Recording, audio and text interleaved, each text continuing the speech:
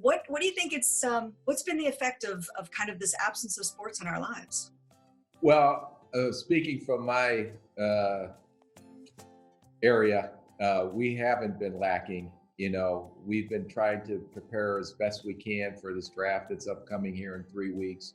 So we've been trying to run as normal as we can, although we're doing everything, which is totally new, remotely, virtual, all our meetings.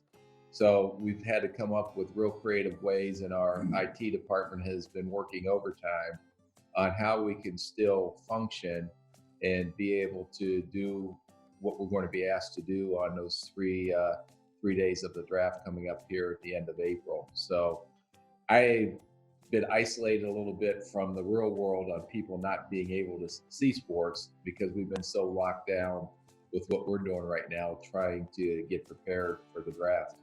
What do you think the effect's going to be on this class of NFL athletes if we're looking at less data, less preparation, kind of the changing model we have here? I think it'll have an impact. I think it'll be interesting how teams approach this draft, because I think they'll approach it differently than they ever had to do in the past. I feel bad for some of the student athletes that maybe did not get to the combine, that we had an opportunity to usually go find guys that do get drafted or get an opportunity to play at our level by attending pro days. But I think you still have to keep it all in perspective.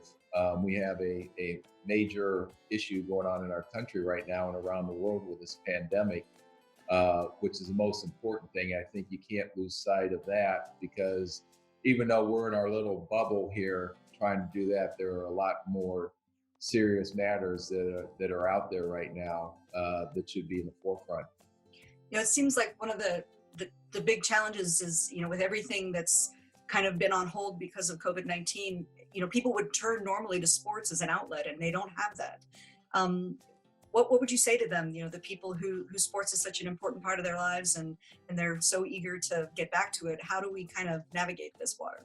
Well, I think all the tragic events that we've been through, from 9/11 to a lot of different things, it seems like sports was always the relief and the entertainment part. And it's almost like reality TV, because it's actually happened. And I think, why the NFL is pushing us to go forward with this draft, again, not because it's the most important thing going on, but by doing this, it's going to give people actually a live sports type of programming that maybe they can escape from the real world, what's out there, and tune into this draft coming up.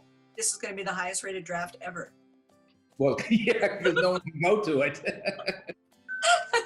So I think it's truly going to be the only really live sports event that's going to go on. And like I said, the whole purpose is hopefully, we have to figure out a different way to do our jobs, which we're working through and trying to adjust as best we can. But hopefully it does do something out there for our country and for people to maybe escape for those 3 days. So you have a son who played college football. You certainly are an athlete. What are you doing to stay active and kind of keep yourself occupied when you're not focusing on the draft? Well, we do a lot of in-between meetings and lunchtime and stuff. I still do a lot of walking because there's ways that you can still get your exercise to get out.